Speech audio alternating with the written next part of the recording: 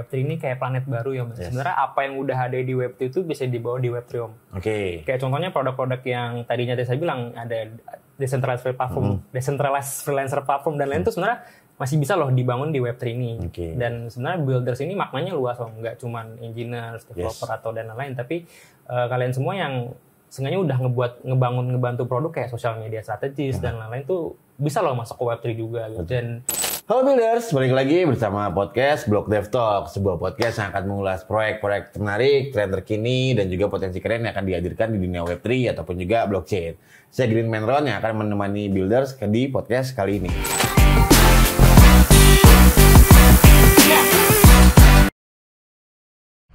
Nah, kali ini kita kedatangan tamu yang luar biasa nih, seorang founder dari komunitas Eat.Jakarta, yaitu Revo Arya. Halo, halo. Mantap. Mantap ini bukan yang itu ya? Beda. Oh, beda. Bisa juga sih. Bisa. Masih IBM soalnya. Masih bisa. Oke, berarti dipotong dulu ya, karena kan belum di-endorse nih sama beliau. Oh iya. Oke. Sebelum kita ngobrol banyak nih, mungkin boleh kenalan dulu ke teman-teman Builders nih. Halo, perkenalkan semuanya, nama saya Revo Arya. Saya sebagai founder Ethereum Jakarta. Oke. Dan juga mengikuti beberapa kali event hackathon. Kayak kemarin tuh ada di Tokyo sama di Global. Lalu juga saya sebagai founder dari sebuah PT di Indonesia juga. Kayak software company aja sih. Kayak kita ngerjain, awalnya sih kita ngerjain project-project Web2 ya. Tapi sekarang mulai tertarik di Web3 nih. Gitu. Oke, nah kalau dari background sendiri nih, dirimu sekarang kerja kah, masih kuliah kah, dan sebelumnya juga di mana nih? Kalau aku sendiri sih kan, yang pertama itu aku masih kerja ya. Ada kerjaan full time sama ada sampingan tadi tuh yang inovasi tadi itu. Kalau inovasi tadi itu kayak cuman kayak apa namanya?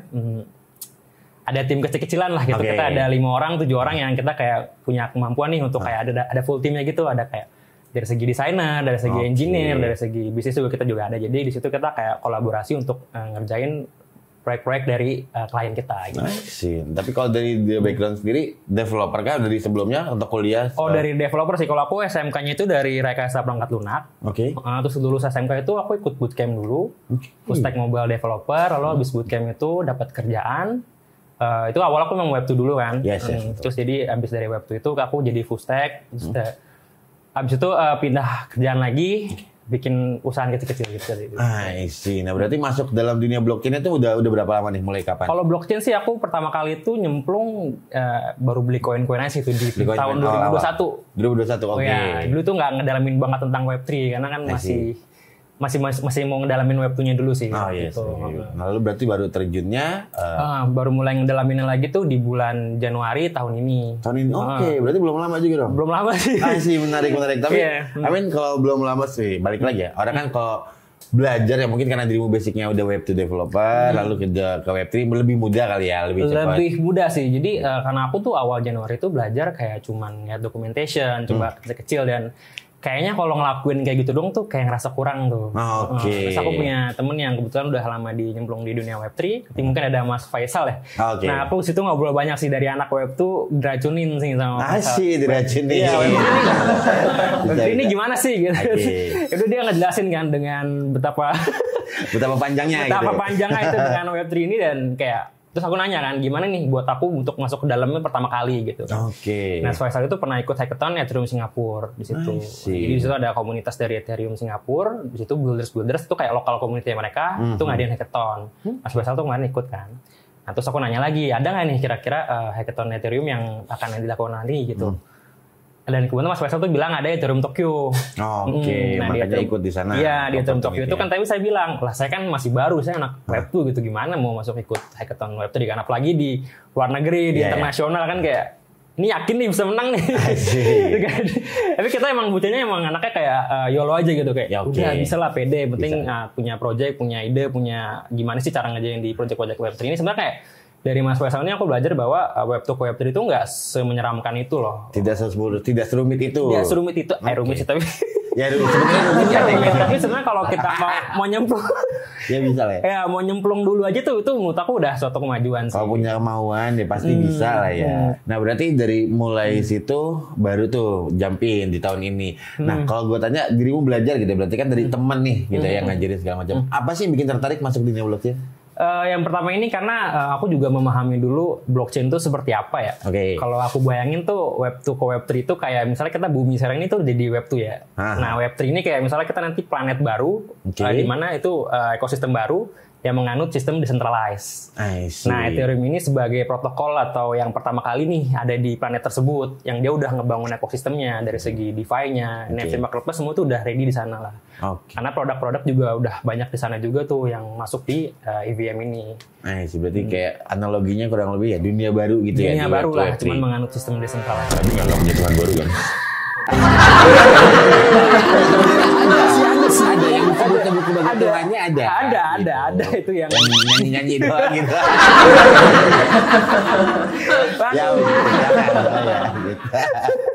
Iya. Oke. Nah berarti belum lama juga dirimu jadi punya interest ke sana sampai akhirnya sekarang creating komunitas It Jakarta nih. Nah, awalnya itu kan jadi karena aku tertarik di Web3, nyemplung di Ethereum, ikut hackathon Ethereum Tokyo itu. Nah, di Ethereum Tokyo ini kita nge-hack, kita bikin kayak semacam decentralized platform gitulah. Jadi freelancer itu kayak kalau misalnya kalian tahu Fiverr, itu kan kalian bisa ada pemberi kerja sama yang ngasih kerjaan kan.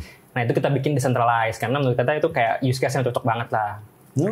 Nah kita itu ngebangun di Tokyo itu kebetulan ada sponsor layer 2-nya itu dari Scroll dan juga ada sponsor dari INS. INS itu Ethereum Name Service.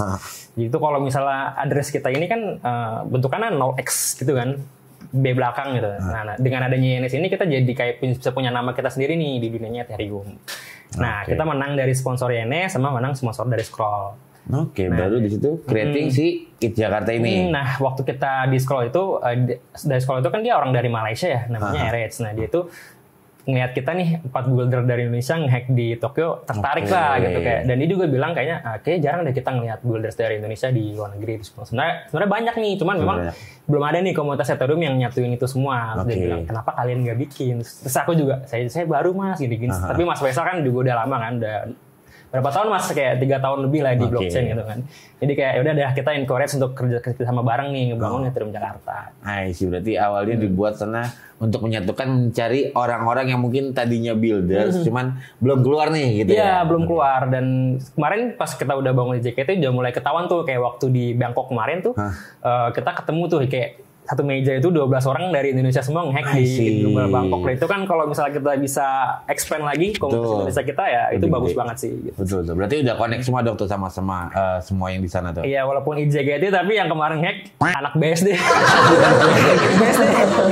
Jatuhnya lebih spesifik kayak IJGT gitu. Iya, tapi saya yakin di Jakarta juga banyak kok. Kita karena kan ngadain acara kemarin di Jakarta kan. Bener. Nah, berarti tujuannya ke sana pertama creating, mau bikin kayak gitu. Nah, in the end ke depannya kira-kira apa sih yang dibayangin gitu dengan si komunitas ini di Jakarta ini? Yang pertama pasti ngebangun komunitas Ethereum dulu ya di Indonesia ya. Yang kedua itu kayak kita pengen melokalisasi dulu nih di Indonesia karena banyak juga yang masih belum tahu terkait dengan Ethereum ini. Makanya kita kan kadang ngebawa, nanti kita bakal kolaborasi dengan produk-produk Ethereum dari luar negeri. Kayak tadi saya bilang mungkin ada INS, ada Scroll, mungkin nanti ada WorldCoin. WorldCoin itu cara memverifikasi dari kita sebagai. Jadi kan kalau address itu bikin gampang ya. Tapi kayak buat memverifikasi ini real human tuh gimana caranya? Itu makanya di-solve dengan adanya WorldCoin itu kan. Mungkin kita nanti bakal banyak kolaborasi, mencoba untuk kolaborasi dengan produk-produk Ethereum ekosistemnya gitu. Berarti memang lebih fokus ke protokol atau networknya si Ethereum ini. That's why ada di Jakarta. Nah lalu dari situ kan berarti dirimu creating di community segala macam. Dirimu udah ikut hackathon gitu ya segala macam. Udah ada megang project yang lagi dijalanin nggak atau gimana? Kemarin itu kita di terakhir tuh sebelum kan ada Global Singapura ya. Itu kan kita sebagai finalis juga tuh. Itu dari 900 builder, kemudian ada dari Endgoal juga kan, menang. Tapi mereka full 5 Indo. Nah kita kemarin dari Global Singapura tuh cuma 2 orang. Sama saya sama Faisal sebagai finalis top 10-nya gitu. Nah itu bawa projectnya, project apa tuh? Ya, yang kita bangun di Global Singapura itu nama projectnya adalah Memora ya. Waktu awalnya kita ngebuat kayak semacam digital asset legacy management gitu. Gimana kalau misalnya kita punya banyak akun digital itu kan kayak ada Twitter, ada Instagram, ada itu tuh. Kalau kita mati tuh manage-nya susah kan kayak misalnya kita mau wariskan siapa gitu. Nah dengan teknologi blockchain ini kita bisa jadikan itu sebagai NFT. Nah NFT itu merepresentasikan kayak reward asetnya sosial media kita. Nah itu nanti kita bisa kayak kita ada AI agent builder gitu. Dimana dia tuh kayak bisa nge-crawl, kayak bisa tahu nih kondisi yang sedang kita tuh kayak gimana gitu.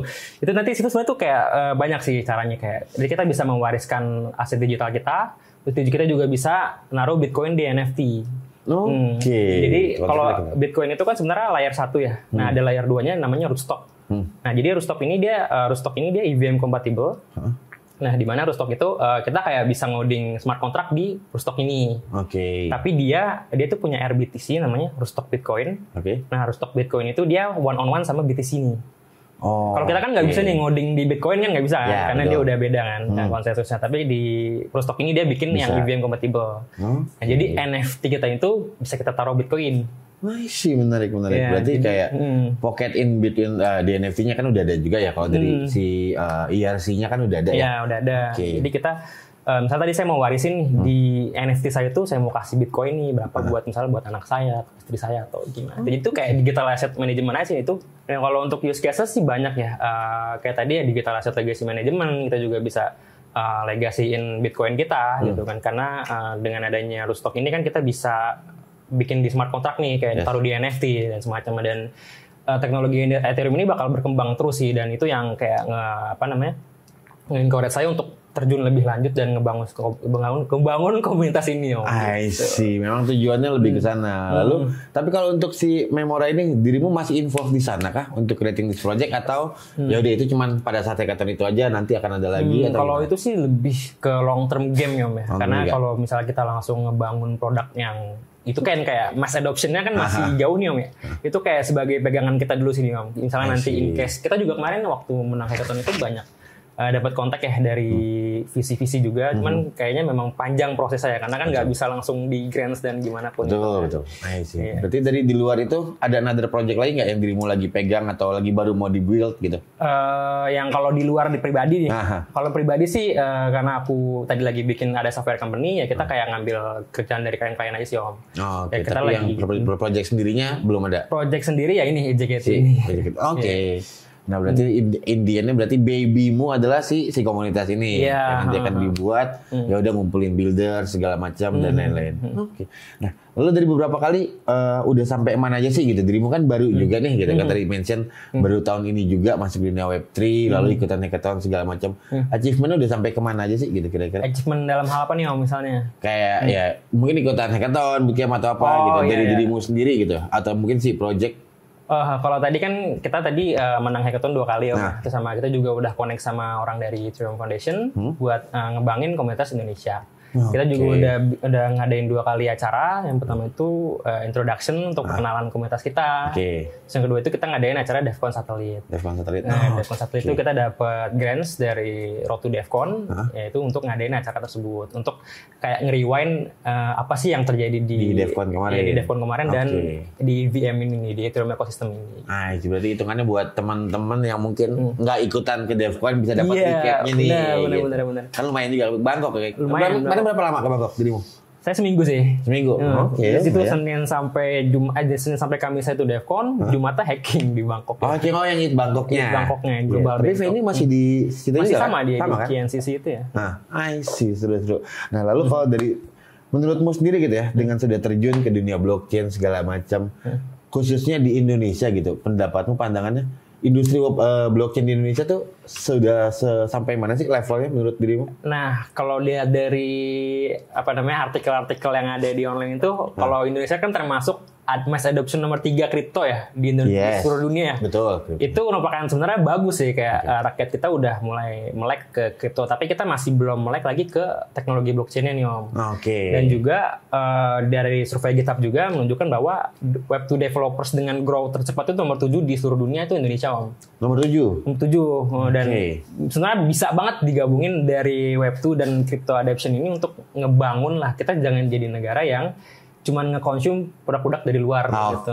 Berarti harapannya menurut pandanganmu di Indonesia ini masih lebih banyak usernya daripada buildersnya nih. Iya, Ya, lebih banyak konsumernya ya udah yang jajan aja, tapi yang punya produknya enggak. Sebenarnya kalau kita berani ngebangun juga sebenarnya masih bisa banget di Indonesia tuh. Betul. Banyak banget lah chances. Bahkan project-project di global kemarin tuh udah mulai melokalisasi kayak bisa bayar parkir pakai kripto, bisa makan bakso. Udah banyak lah use case yang bisa dilakuin di blockchain ini. Cuman tinggal mass adoption-nya di Indonesia aja gimana. Gitu. Nah, tapi sebenarnya nggak ada salahnya sih buat kayak kita belajar dulu, join community, look what's happening, mulai sedikit-sedikit bikin smart contract, manggil kontrak, atau sesimpel bikin wallet aja deh om. Gitu. Itu kan kayak itu hal-hal yang kita bisa mulai dari awal dulu gitu. Kalau misalnya nggak mau yang terlalu kompleks gitu. Setuju. Nah berarti kalau dari situ anggap nih, kan ada regulasi nih. Kebetulan Indonesia kan juga udah ada bursanya nih. Kita kan udah bikin bursa regulasi, tapi bursa regulasinya lebih ke kripto. Balik lagi karena tadi dirimu mention user kriptonya kita yang ketiga nih. User kriptonya ya kan, bukan buildersnya. Nah, dengan kayak gitu apakah dengan adanya regulasi, apakah builders ini para developer jadinya tertahankah dengan regulasi atau gimana menurutmu? Justru dengan adanya builders di Web3 ini menurut aku bukan berarti bahwa mungkin skeptisnya orang itu nggak mau join crypto karena tadi ya, karena takut kalau lagi bullish, lagi marketnya lagi bagus, dia bagus, tapi kalau lagi bear jadi jelek. Enggak sih, sebenarnya karena kita sebagai yang ngebangun, jadi kita nggak peduli terhadap huru hara yang ada di dunia kripto itu kan. Ya, maksudnya the siklus narasinya kayak sekarang lagi asik meme apa segala macam ya, builders ya tetap builders. Builders kita ngebangun dengan apa yang kita percaya di produk kita itu. Makanya kadang kalau misalnya orang-orang yang di luar itu kalau mau invest kripto itu mereka investnya bukan di meme coin, tapi invest di yang memang project yang benar-benar bakal ngebantu ekosistemnya di Web3 ini. Memang benar-benar sebuah project yang ada the real use case-nya, bisa bermanfaat. Itu banyak banget sih. Makanya sebenarnya tokenomics itu diciptakan untuk hal-hal yang seperti itu sih. Jadi kalau meme coin ini memang ya cuman seru-seruan aja loh.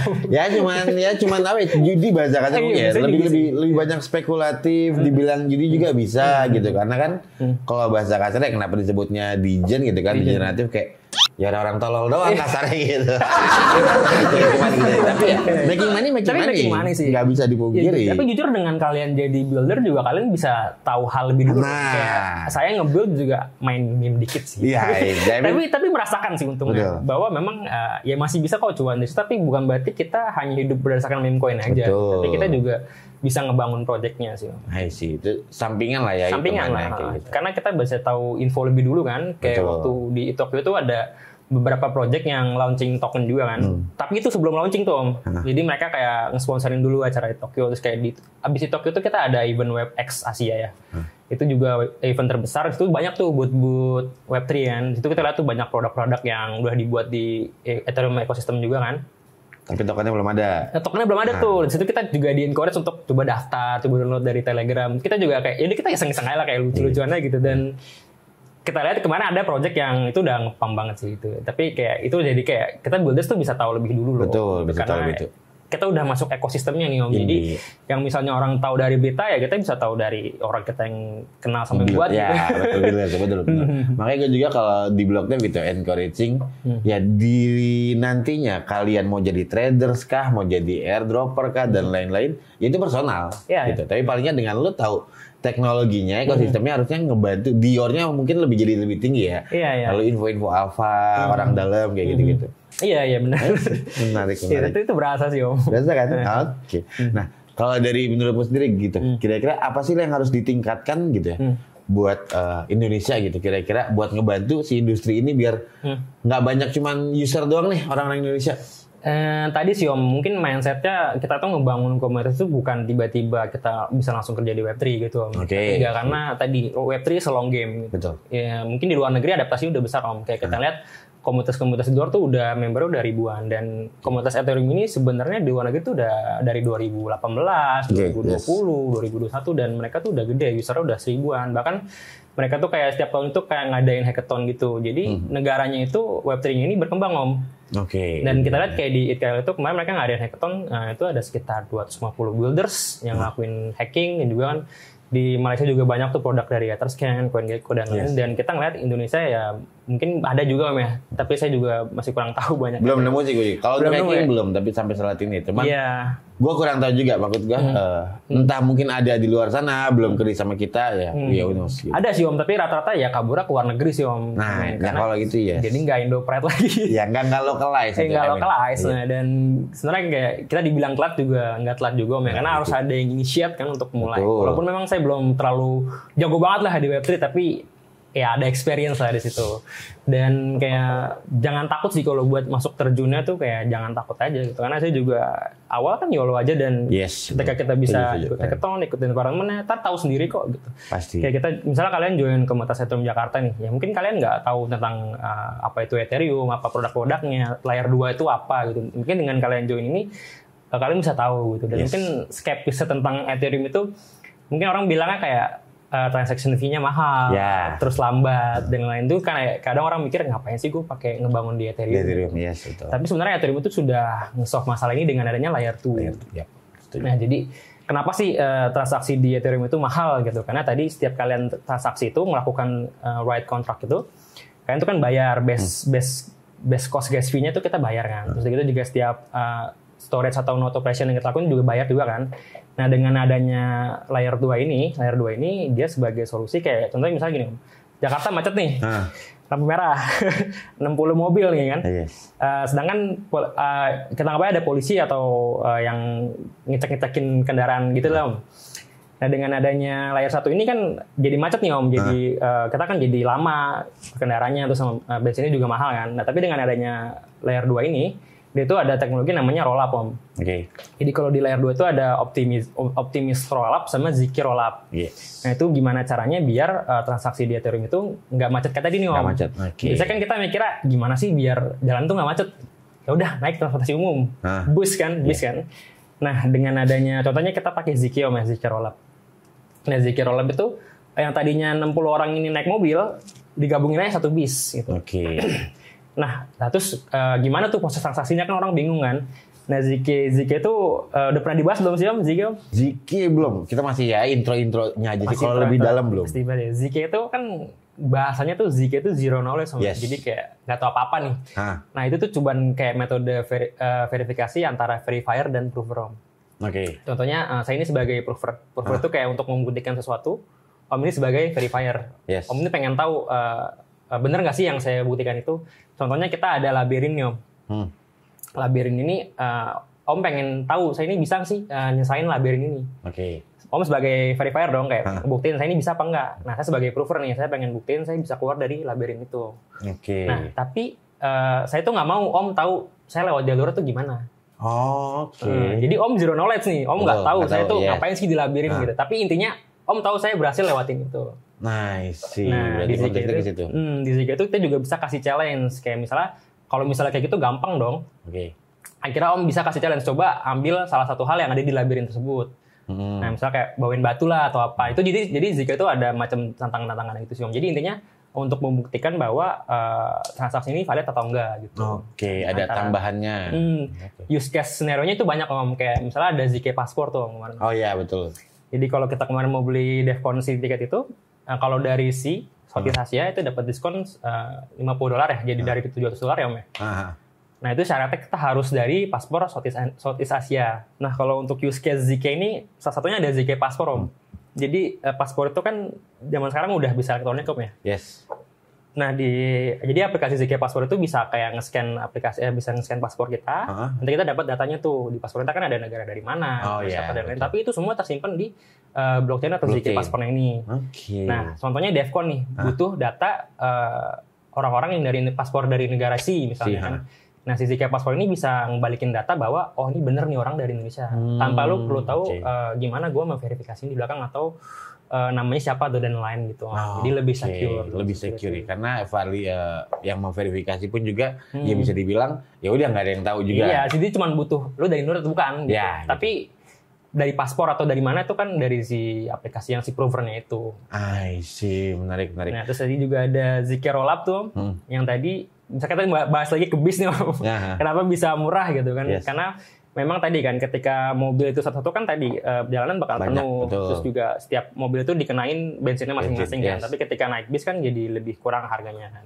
Nah, Zk rollup itu jadi setiap transaksinya itu dianggap valid dengan namanya dengan zk rollup itu Om. Oke, di bulking jatuhnya. Iya, gitu di bulking. Jadi kayak misalnya polisi lalu lintas itu kayak Ethereum gitu Om ya. Kayak dia cek nih, ada bis nih, oh ini bawaan dari layer 2 Ethereum nih. Oke. Dan dengan teknologi zk ini mungkin banyak tuh komputasinya tuh saya nggak tahu juga gimana cara membuatnya, tapi intinya ZK ini ngevalidasi bahwa ini tuh valid transaksi gitu loh buat dibawa ke mainnetnya Ethereum gitu. Nah, berarti memang masih berkoneksi ya in between layer 2, layer 1-nya juga ke si utamanya. Intinya sih tetap masukin di datanya Ethereum itu.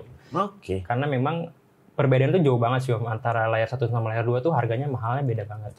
Kayak misalnya kita transaksi base-nya tuh bisa $1 nih. Yes. Dengan adanya layer 2 nih bisa $0,001 yang itu nge-solve banget sih masalahnya. Yes. Gitu. Bisa dibilang jadi mungkin orang akan jadi lebih banyak padahal udah nggak ada alasan kayak kalau gue mau coba gas fee-nya mahal nih modalnya gede. Iya bener. Itu maksudnya udah di-solve lah dan kita tuh komunitasnya tuh besar banget sih Ethereum tuh di luar negeri, bahkan kayak event-event itu global itu dia itu mereka udah ribuan lah yang partisipannya gitu dan udah mulai mass adoption juga sih.